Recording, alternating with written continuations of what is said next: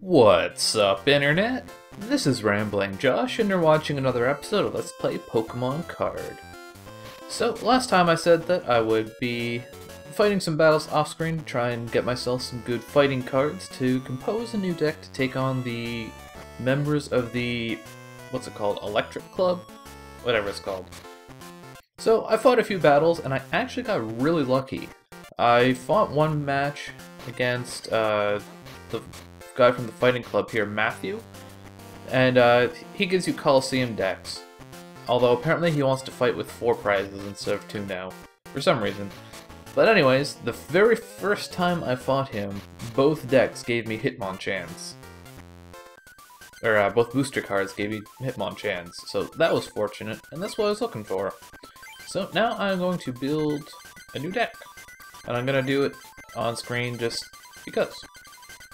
Now, the reason I'm like removing my cards from this deck instead of just making a new one is because for some reason in this game, if you have cards in a deck and you go to build a new deck, the cards that are already in your other deck are like considered predisposed, I guess.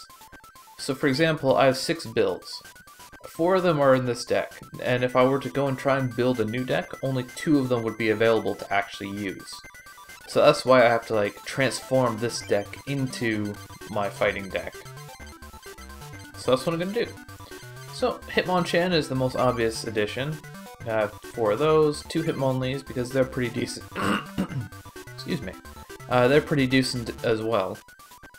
And from there, the rest of my Pokemon I want to go for like ground or rock types.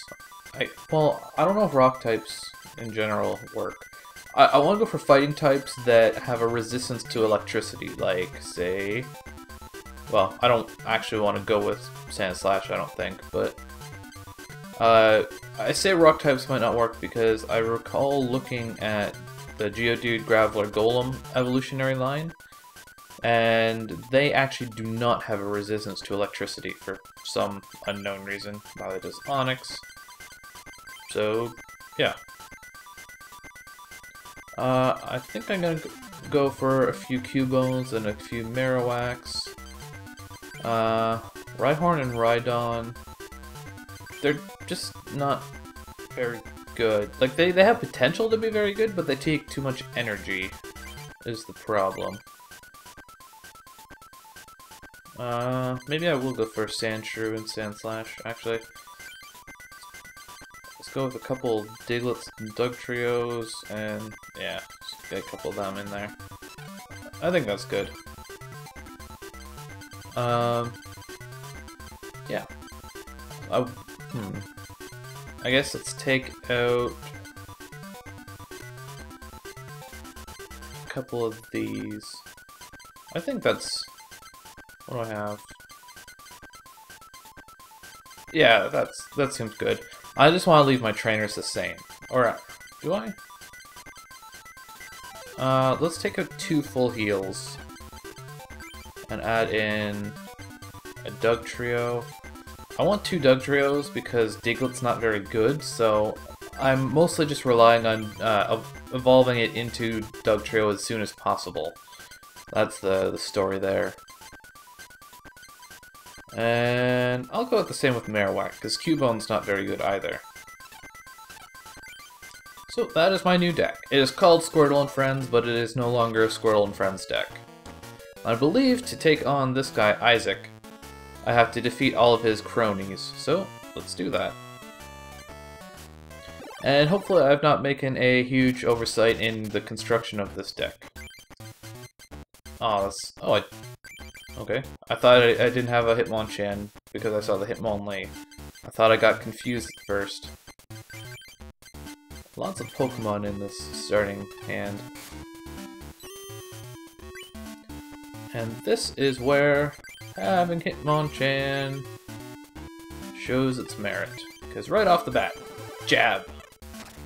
And I win. Or wait, no, it's got 50 HP. Oh no! Oh, that was so close to... Okay. Now I win. Well, that was amusing. I didn't expect that to be that easy. And that's really why his Hitmonchan is so strong. He does 20 damage straight off the bat with only 1 energy, and he's got a lot of... well, he's got 70 HP, which is pretty good for a basic Pokemon. So I guess we'll just move on to the next person. I actually had 4 Hitmonchans, like for reals, back when I used to play the card game, and those 4 Hitmonchans are basically the only reason I ever got anywhere in the card game. Not that I really actually got anywhere, but, you know, words and things. Let's get rid of that energy. Hitmonchan. How shall I play this out? I think I'm just gonna keep powering up my Hitmonlee for now. Do I have a potion? No, full heal. Yeah, well, why not?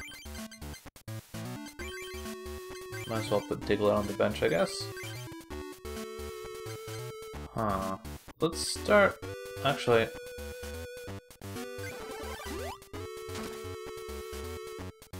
I feel like I need to check something. Oh, hello Zapdos.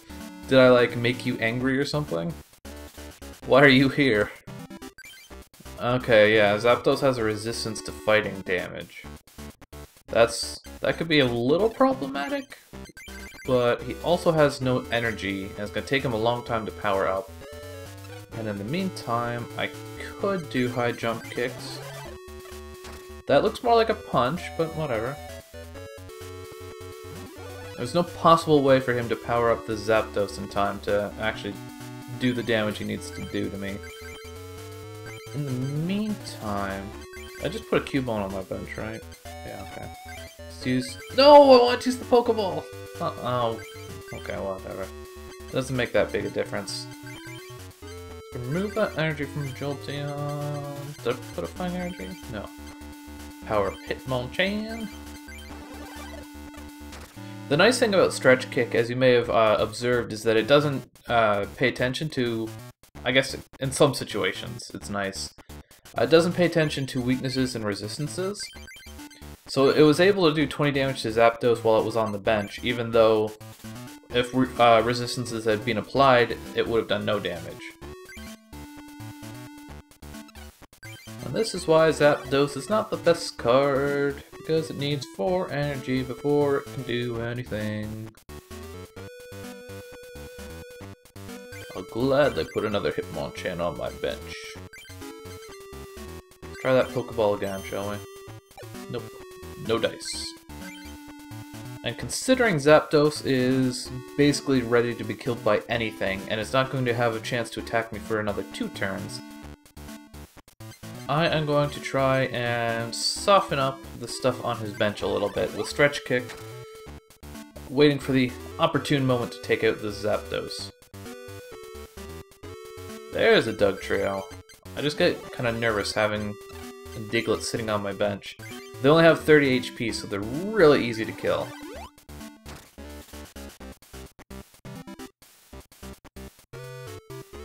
Yep, powering up your Jolteon, are you? This is what I think of your Jolteon.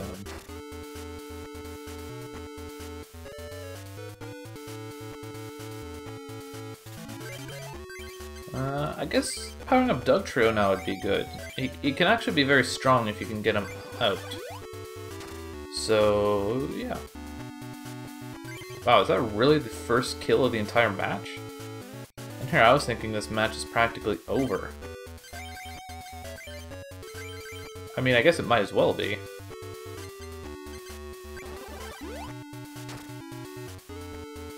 I mean, this guy's pretty much at my mercy at this point.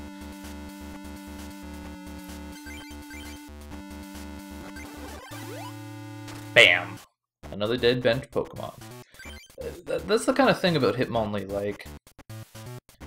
It can be very strange, I guess? Like, he's not the best Pokemon in terms of, like, I wouldn't say he's as good as Hitmonchan, just because, like, he doesn't have... he doesn't come out of the gate punching the same way. Like, Hitmonchan literally comes out of the gate punching. He only takes 1 energy to get going. And Hitmonlee doesn't really have that, plus Stretch Kick obviously doesn't hit the currently active Pokemon. So in the early game that can actually be a big detriment, but Stretch Kick is just such a unique ability that it can really play to your advantage in some situations, and it just so happens that this is one of them. I also don't really like that Hitmonlee only has 60 HP. It's not, like, obviously it's not that big a difference from Hitmonchan's 70, but I think that 10 extra HP makes a big difference, just because I feel like most attacks that you take in this game are either 20 or 30 damage, and in both of those situations, going from 60 to 70 HP would allow you to take another hit, and there's another Hitmonchan. That's 3 Coliseum packs in a row that have given me Hitmonchan. And another Scyther. That's interesting.